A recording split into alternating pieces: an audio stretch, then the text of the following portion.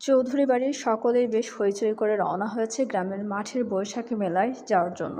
এই গ্রাম প্রতি বছরই পহেলা বৈশাখে বড় করে মেলা বসে, আর তাতে মেতে ওঠে আবাল বৃদ্ধ বনিতা। বাড়ির বড়রা সবাই গাড়িতে করে গেছেন, কিন্তু ছোটরা ঠিক করেছে মেলা পর্যন্ত হেঁটে হেঁটে মজা করে যাবে। শুভ্রা, রিদি, মিহি, পাখি আরও আরও অনেক মেয়ে সবার সামনে হেঁটে চলেছে, আর তাদের ঠিক পেছন পেছন আসছে শুভ্র, ঈশান, তুর্য, রিফাত আর ইমন। শুভ্রা, রিদি, মিহি আর পাখি চারজনেই গল্পে মগ্ন, হাসাহাসি আর কথা বলতে বলতে গলা যেন ভাঙার জো। মেলার খুব কাছাকাছি আসতেই ঘটে এক অপ্রীতিকর ঘটনা। একদল জাউরা আর বখাটের ছেলে রাস্তার ধারে দাঁড়িয়েছিল। রিদিদের দেখতেই অমনি তারা অসভ্যভাবে শীষ বাজাতে শুরু করে, একদম রীতিদের দিকে তাকিয়ে। ঘটনাটা শুভ্র চোখ এড়ায় না, মুহূর্তেই ওর মাথার রক্ত চড়ে যায়। রাগ নিয়ন্ত্রণ করতে না পেরে শুভ্র রাস্তার ওপরেই পায়ের জুতো খুলে ওই ছেলেটার দিকে ছুটে যায়। ছেলেটা কিছু বুঝে ওঠার আগেই শুভ্র ওর শার্টের কলার ধরে জুতো দিয়ে এক নাগাড়ে মারতে শুরু করে। শুভ্রর যেমন নিঃশ্বাস নেওয়ারও ফুরসত নেই, মারতে মারতে ওর দাঁতে দাঁত চেপে বলে, হালা খানকির পলা মাইনসু। রাস্তার ঘাটে মেয়ে দেখলেই শীষ দিতে ইচ্ছে করে, যে সেখানে উপস্থিত সবাই একদম থমকে যায়। শুভ্রা, রিদি, মিহি আর পাখি ভয়ে আর বিস্ময়ে পাথর হয়ে যায়। রাস্তা দিয়ে যাওয়া অনেক মানুষ দাঁড়িয়ে পড়ে, অবাক হয়ে দেখে একটা হ্যান্ডসাম শহরের ছেলে গ্রামের একটা ছেলেকে জুতো দিয়ে মারছে। তুর্য ভিড় ঠেলে এগিয়ে আসে এবং শুভ্রকে থামানোর চেষ্টা করতে করতে বলে, শুভ্র ছেড়ে দে, এরা এমনই, ঝামেলা করিস না। কিন্তু শুভ্র মার থামায় না, তুর্যকে জবাব দেয়, ওর কলিজা না ছিঁড়ে আমি ছাড়বো না। বাকি বখাটা ছেলেগুলো শুভ্রের সেই চণ্ডাল রূপ দেখে কাছে এগিয়ে আসার সাহসী পেল না, ভয়ে সব দূরে গিয়ে থমকে দাঁড়িয়েছে। এদিকে শুভ্রকে কোনোভাবেই থামানো যাচ্ছে না, মারতে মারতেও বখাটা ছেলেটাকে রাস্তার উপর এক প্রকার ধুলোয় মিশিয়ে ফেলেছে। রীতিমতো রাস্তার মাঝখানে দুজনে গোড়াগড়ি খাচ্ছে। শুভ্রের এমন বিধ্বংসী রাগ দেখে গ্রামের মানুষ থেকে শুরু করে পথচারীরা পর্যন্ত থমকে দাঁড়িয়ে গেছে। এমনকি যে গ্রামের মেয়েরা মেলায় যাচ্ছিল তারাও দাঁড়িয়ে অবাক চোখে এই দৃশ্য দেখছে। কেউ কেউ লুকিয়ে মোবাইলে ভিডিও করছে, কেউ বা আবার এই রাগী হ্যান্ডসাম ছেলেটার রূপ দেখে এর মধ্যেই ক্র্যাশ খেয়ে বসে আছে। অনেকে তো ছবি তুলতে তুলতে রীতিমতো হাঁপিয়ে উঠেছে। শেষে অনেক কষ্টে ঈশান আর রিফাত দুজন মিলে টেনে টেনে শুভ্রকে থামালো। শুভ্রের ফর্সা কপাল ঘামে একদম ভিজে একাকার, চোখ দুটো রাগে টকটকে লাল হয়ে আছে, কপালের রগগুলো রাগে ফুলে উঠেছে, আরও বড় বড় নিঃশ্বাস ফেলছে। ক্ষোভে শুভ্রের বুকটা কামারের হাঁপড়ের মতো উঠানামা করছে। ঈশান শুভ্রর কাঁধে হাত দিয়ে শান্ত করার সুরে বলল, বস আপনি শান্ত হন, রাস্তার মধ্যে এভাবে ঝামেলা করাটা ঠিক হবে না। ঈশানের কথা শেষ হতে না হতে চারপাশে জমে থাকা মানুষের ভিড় থেকে গুঞ্জন শুরু হয়ে গেল। গ্রামের অনেক বয়স্ক আর সাধারণ মানুষরা সমস্বরে বলতে শুরু করলো, একদম ঠিক কাজ হয়েছে বাবা, এই ছেলেটার যন্ত্রণায় গ্রামের কোনো মেয়ে শান্তিতে পথ চলতে পারে না। রাস্তাঘাটে মেয়ে দেখলেই কুৎসিত ইশারা করে, শীষ দেয়, আজ একদম উচিত শিক্ষা হয়েছে, এই হারামিটাকে তো আরও মারা উচিত ছিল। সবাই জোরে জোরে বলা শুরু করেছে, একদম ঠিক হয়েছে। সাথে মেলায় যাওয়া গ্রামের মেয়েরাও সায় দিল। ঈশান, তুর্য, রিফাত অনেক বুঝিয়ে শুভ্রকে শান্ত করে আবার মেলার দিকে হাঁটা দেখল। হৃদিত তো বুকের ভেতর ড্রাম বাজছে, কি ভয়াবহ রাগ শুভ্রের, আল্লাহ, এই রাগী হিটলার নাকি তার হবু জামাই? তারা যদি একবার ভুললেও এইভাবে মারে, সে তো নির্ঘাত শেষ। এসব স্বাদ পাত ভাবতে ভাবতেই তারা মেলার ভেতর চলে আসলো। চারদিকে ভাজা পোড়া খাবারের গন্ধে ম ম করছে, হাজারো দোকানে মেলা একদম জমজমাট। রিদিয়া আর শুভ্রা তো মেলায় ঢুকেই এক দৌড়ে একটা কসমেটিক্সের দোকানে চলে আসলো। মিহি আর পাখি গেল অন্য দোকানে, তাদের পেছনে পাহারা দিতে গেল তুর্য আর রিফাত। এদিকে রিদি আর শুভ্রার পিছনে জমদূতের মতো ঈশান আর শুভ্র দাঁড়িয়ে আছে। রিদি তো দোকানে ঢুকেই প্রথমে একজোড়া সুন্দর মাথার টিকলি পছন্দ করে ফেললো। সে দোকানের আয়নার সামনে দাঁড়ালো টিকলিটা পরে দেখার জন্য। খুব যত্ন করে টিকলিটা কপালে বসানোর চেষ্টা করছে, কিন্তু আয়নাটা একটু উঁচুতে হয়, সে কিছুতেই ঠিকঠাক করতে পারছে না। ওর মন হচ্ছে একবার লাফ দিয়ে করে পড়ে ফেলি, কিন্তু চারপাশে এত মানুষ দেখে সে সাহস পাচ্ছে না। এভাবে কিছুক্ষণ ধস্তাধস্তি করার পর হঠাৎ রিদি অনুভব করলো কেউ একজন ওকে দুই বগল ধরে শূন্যে তুলে ধরেছে। রিদি চরম অবাক হয়ে ঘাড় ঘুরিয়ে তাকিয়ে দেখে শুভ্র নির্বিকার মুখে বলল, তাড়াতাড়ি দেখ, তোর এই ভুটকি শরীরকে আমি বেশিক্ষণ ধরে রাখতে পারবো না। রিদি শুভ্রের কথায় কানেই তুলল না। কোনো উত্তর না দিয়ে আয়না থেকে চটপট সুন্দর করে টিকলিটা পরে ফেললো। কাজ শেষ হতেই শুভ্র ওকে নিচে নামিয়ে দিল। রিদি এবার শুভ্রের দিকে ঘুরিয়ে আহ্লাদি গলায় বলল, কেমন লাগছে? সুন্দর লাগছে না আমায়? শুভ্র এক পলক নির্লিপ্ত চোখে তাকালো, তারপর দেখলো টিকলিটা একটু তেড়া হয়ে গেছে। ও হাত বাড়িয়ে খুব যত্ন করে টিকলিটা সোজা করে দিল। ভালো করে খুঁটিয়ে দেখে বলল, খারাপ লাগছে না, ভালোই লাগছে। হৃদির সাথে সাথে গাল ফুলিয়ে অভিমানে বলল, তার মানে কি খুব বেশি ভালো লাগছে না? শুভ্র স্বাভাবিক গলায় বলল, আমার কাছে তোকে ন্যাচারালি বেশি ভালো লাগে। এসব আজগুবি জিনিসপত্র পড়লে আমার বিরক্ত লাগে। হৃদি মুহূর্তের মধ্যে রাগে আগুন হয়ে গেল। সে ঝট করে মাথা থেকে টিকলিটা খুলে আগের জায়গায় ছুঁড়ে মারতে মারতে বলল, ধুর, নেবই না। বলেই দিদি গাল ফুলিয়ে অভিমানে গটগট করে অন্য পাশের একটা দোকানে চলে গেল। শুভ্র আড়ালে একটু আলতো হাসলো। হৃদির এই বাচ্চাদের মতো রাগ ওর বেশ লাগে। ওর নিঃশব্দে হৃদির ফেলে রাখা সেই টিকলি জোড়া কিনে পকেটে ঢুকিয়ে রাখলো, যেন খুব মূল্যবান কোনো সম্পদ। তারপর পাশে দাঁড়িয়ে থাকা ঈশানের দিকে তাকিয়ে নিচু সরে বলল, ঈশান, তুমি শুভ্রর পিছে থাকো, আমি হৃদির পিছে যাচ্ছি। ঈশান তেড়া করে ভুরু নাচিয়ে সায় দিল। শুভ্র সরাসরি গিয়ে হৃদির ঠিক পেছনে ছায়ার মতো দাঁড়ালো। হৃদি তখন মুখ ভার করে হাতের এক গাদা ব্রেসলেট ওলট পালট করে দেখছে। এদিকে শুভ্রার মুখ পড়েছে মহাবিপদে। কাচের জুড়ি পছন্দ করতে গিয়ে ও হিমশিম খাচ্ছে, কোনোটাতেই মন ভরছে না। হঠাৎ দোকানের এক কোনায় এক জোড়া আকাশি রঙের রেশমি চুড়ির দিকে ওর চোখ আটকে গেল। ও তোড়ঘুড়ি করে চুড়িগুলো হাতে পড়ে হাতটা নেড়ে চেড়ে দেখতে লাগলো। ঠিক তখনই পেছন থেকে এক জোরালো কণ্ঠ ভেসে এলো, খুব সুন্দর লাগছে। শুভ্রা চমকে ঘাড় ঘুরিয়ে দেখলো ঈশান দাঁড়িয়ে। ও নিজের হাতটা ঈশানের চোখের সামনে উঁচিয়ে উৎসুক হয়ে বলল, সত্যি ঈশান ভাইয়া, ভালো লাগছে তো? ঈশান নির্লিপ্তভাবে বলল, শুভ্রা এবার আর কোনো রাগ ঢাক না রেখে সরাসরি আবদার করে বসলো, তাহলে এটা আমাকে কিনে দেন। ঈশান একটু ভ্যাবাচাকা খেয়ে আমতা আমতা করে বলল, আমি? শুভ্রা ঠোঁট উল্টে অসহায় ভঙ্গিতে বলল, হ্যাঁ, ভাইয়া তো আমাকে ফেলে ওদিকে চলে গেল, আর আমার কাছে তো এখন টাকা নাই। ঈশান কিছুক্ষণ পাথর হয়ে শুভ্রার মায়াবী চোখের দিকে তাকিয়ে রইল। ঈশানকে এভাবে নিশ্চুপ থাকতে দেখে শুভ্রাকে ভাবলো লোকটা হয়তো তাকে কিনে দেবে না। ওর মনটা মুহূর্তেই দমে গেল। চুপচাপ চুড়িগুলো খুলে সুন্দর করে তাকে রেখে দিয়ে উল্টো দিকে হাঁটা শুরু করলো। ঈশানের ঘোর যখন কাটলো, ও দেখলো শুভ্রা অনেক দূর চলে গেছে। ও তড়িঘড়ি করে চুড়িগুলোর কিনে নিয়ে শুভ্রার পেছনে পাগলের মতো ছুটল। এদিকে শুভ্রা অভিমানে মুখ কালো করে মেলার ভিড় ঠেলে যেদিকে চোখ যায় সেদিকেই হাঁটছে। পেছন থেকে ঈশান বারবার শুভ্রা শুভ্রা বলে গলা ফাটিয়ে ডাকছে, কিন্তু অভিমানী শুভ্রা একবারও পেছনে তাকাচ্ছে না।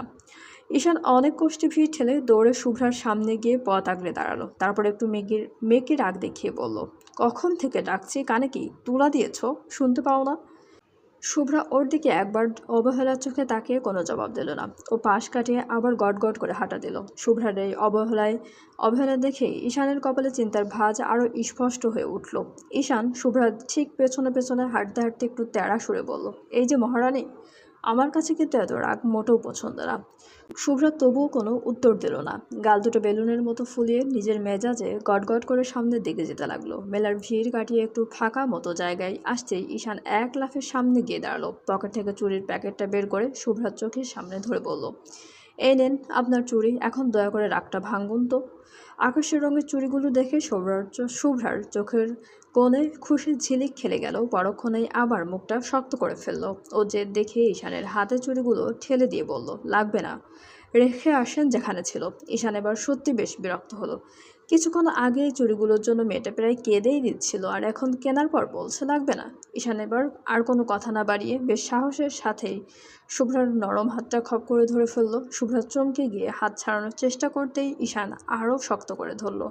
তারপর এক হাতে চুড়ির প্যাকেট ছিঁড়ে একটা একটা করে রেশমি চুড়ি শুভ্রার হাতে পরিয়ে দিতে দিতে গম্ভীর কিন্তু মায়াবী স্বরে বলল, এই নাও, পরিয়ে দিয়েছি, এখন তুমি এগুলো ভেঙে ফেলবে নাকি ফেলে দিবে নাকি ফেরত দিয়ে আসবে সেটা তোমার ইচ্ছে, কিন্তু দয়া করে এইভাবে রাগ করে থেকো না। ঈশানের তপ্ত হাতের স্পর্শ আর ওর চোখের ওই স্থির চাউনিতে শুভ্রা একদম থমকে গেল। ওর সারা শরীরে যেন বিদ্যুৎ খেলে গেল। ও আর নিজেকে ছাড়ানোর চেষ্টা করলো না, বরং স্থির হয়ে দাঁড়িয়ে রইল। ঈশান যখন পরম মমতায় ওর ফর্সা হাতে আকাশে চুড়িগুলো পড়াচ্ছিল, শুভ্রার মনে হলো ওর সব অভিমান যেন ওই রেশমি সুতোর টানে কোথাও হারিয়ে যাচ্ছে। মেলার হাজারো শোরগোলের মাঝেও শুভ্রা শুধু ঈশানের নিঃশ্বাসের শব্দ শুনতে পাচ্ছিল। চুড়িগুলো পড়া শেষ হলে শুভ্রা মাথা নিচু করে নিজের হাতের দিকে তাকিয়ে রইল। ওর ঠোঁটের কোণে তখনই অজানায় এক চিলতে হাসি ফুটে উঠল। এদিকে রিদি রাগ করে একবার ওই দোকানে আবার অন্য দোকানে হুটহাট করে যাচ্ছে, আর তার ঠিক পিছে পকেটে 2 হাত ঢুকিয়ে ছায়ার মতো শুভ্র হেঁটে বেড়াচ্ছে। এক পলকের জন্য রিদির পিছু ছাড়ছে না। রিদিও আসলে ইচ্ছে করে এমনটা করছে। শুভ্রকে এভাবে মেলা জুড়ে নাকে খত দিয়ে ঘোরাচ্ছে ওর ভীষণ ভালো লাগছে। একসময় শুভ্র সত্যিই বিরক্ত হয়ে কপালে ভাঁজ ফেলে বলল, কিছু কিনলে কিন, না কিনলে চল এখান থেকে। রিদি ঠোঁট বাঁকিয়ে অবহেলা সুরে বলল, নিজেও তো পারেন কিছু কিনে দিতে, নাকি কিপটামি করবেন? ওহো, ভুলেই তো গিয়েছিলাম, আপনি তো একটা কিপটুস। শুভ্র দাঁতে দাঁত চেপে রাগে ফেটে পড়ে বলল, ফালতু কথা একদম বলবি না, থাপড় দিয়ে দাঁত ফেলে দিব। কে নিবি বল, আমি কিনে দিচ্ছি। রিদি একটুও না দমে ঠিক করে হেসে দিয়ে বলল, দাঁত কিনে দেন, কারণ আমি এ পর্যন্ত থাপ্পড় কারণ আপনি এ পর্যন্ত থাপ্পড় দিয়ে দাঁত ফেলে দেব। বলতে বলতে আমার সব দাঁত ফেলে দিয়েছেন, এখন নতুন করে দাঁতই কিনে দেন। শুভ্রের মুখে স্পষ্ট বিরক্তির ভাঁজ ফুটে উঠল। ও মনে মনে ভাবছে মেয়েটাকে নিয়ে আর পারা গেল না। এদিকে শুভ্রের এমন নাজেহাল অবস্থা দেখে রিদি মনে মনে বেশ মজা নিচ্ছে। শুভ্র একটা লম্বা দীর্ঘশ্বাস ফেলে নিজেকে সামনে নিয়ে বলল, ফাজলামি বাদ দিয়ে কি নিবি তাড়াতাড়ি রে। রিদি এবার একটু ভাব নিয়ে একটা চুড়ির দোকানের সামনে গিয়ে দাঁড়ালো। শুভ্র ওর পেছনে দাঁড়িয়ে গম্ভীর মুখের হাত ঘড়ির দিকে তাকাচ্ছে, যেন ওর ধৈর্যের বাঁধ ভেঙে যাচ্ছে। রিদি আর চোখে শুভ্রকে একবার দেখে নিয়ে মনে মনে হাসলো। আজ এই হিটলারকেও মেলা ঘুরিয়েই ছাড়বে। মেলার ভিড় আর হইচইয়ের মাঝে ওদের এই খুনসুটি যেন এক অন্যরকম মাত্রা যোগ করলো।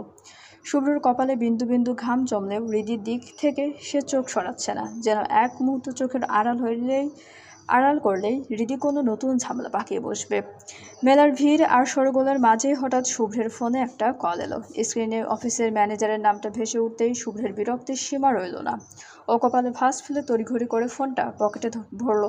পরক্ষণেই কোনো কথা না বলে রিদির হাতটা খপ করে ধরে ফেলল। রিদি কিছু বুঝে ওঠার আগেই শুভ্র তাকে টানতে টানতে ভিড় ঠেলে রাবেয়া, এহসান, ইমন আর সাহেরা চৌধুরীর কাছে নিয়ে গেল। মুরব্বীদের কাছে রিদিকে এক প্রকার সোপর্দ করে দিয়ে শুভ্র তপ্ত চোখে রিদির দিকে তাকিয়ে কড়া গলায় বলল, শোন, অফিস থেকে জরুরি কল আসছে, কথা বলার জন্য আমাকে একটু দূরে যেতে হবে। তুই আম্মু আর ফুফিদের সাথে থাকবি। খবরদার এখান থেকে যদি এক পা নড়িস তবে তোর পা একদম গুঁড়ো করে ফেলবো। কথাটা বলে রিদি কোনো উত্তরের তোয়াক্কা না করে শুভ্র ঝড়ের বেগে মেলার ভিড়ের মাঝে মিলিয়ে গেল। রিদি একদম অসহায় আর করুণ কোন চোখে সেদিকে তাকিয়ে রইল। ওর আম্মু আর মামিরা তখন মহাব্যস্ত থালা বাসন আর হাঁড়ি পাতিলের দোকানের দরদাম নিয়ে।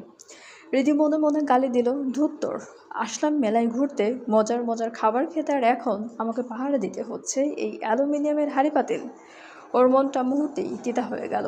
মন খারাপ করে রিদি যখন চুপচাপ এক পাশে দাঁড়িয়ে নখ খুঁটছিল, ঠিক তখনই পাশ থেকে এক চেনা কণ্ঠ ভেসে এলো, আরে রিদি না? রিদি মুখ তুলে তাকাতে দেখলো সামনে রাসেল দাঁড়িয়ে। রাসেল রিদিকে আপাদমস্তক একবার দেখে নিয়ে মুগ্ধ স্বরে বলে উঠল, ওয়াও, শাড়ি পরেছো, তোমাকে তো আজ দারুণ লাগছে। দারুণ মায়াবী লাগছে রিদি। রাসেলকে এই মেলায় দেখে রিদি বেশ অবাক হলো। ও হালকা একটু ম্লান হেসে সৌজন্যের খাতিরে বলল, থ্যাংক ইউ ভাইয়া, আপনি এখানে? রাসেল হেসে উত্তর দিল, অবাক হচ্ছ তো?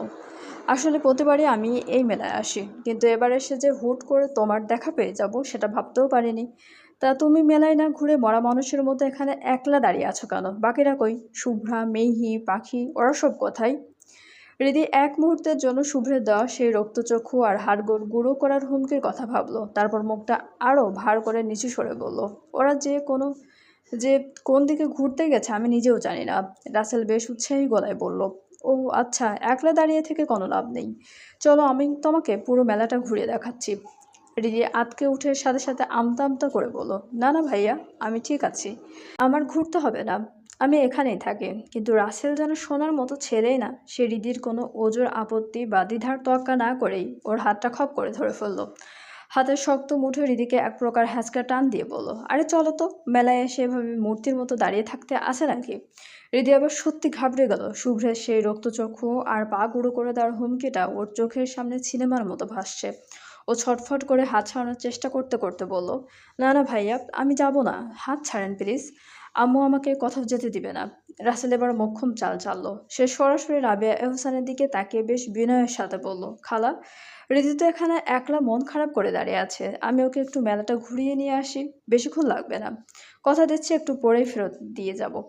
রাবেয়া হোসেন তখন হাড়ি পাতলে দরদামে মগ্ন। তিনি রাসেলের দিকে একবার তাকিয়ে আশ্বস্ত হয়ে বললেন, আচ্ছা বাবা, নিয়ে যা, তবে সাবধানে, মেলায় যা, বখাটে ছেলেদের ভিড়, দেখিস আবার কোনো অঘটন না ঘটে। মায়ের কাছ থেকে গ্রিন সিগন্যাল পেয়ে রিদি এবার একদম কুঁকড়ে গেল। ও আবারও না, যাব না বলে রাসেলের শক্ত মুঠো থেকে হাত ছাড়ানোর আপ্রাণ চেষ্টা করলো, কিন্তু রাসেলের গায়ের জোরের কাছে ও পেরে উঠল না। রাসেল এক প্রকার জোর করেই ওকে ভিড়ের গহীনে টেনে নিয়ে রওনা দিল।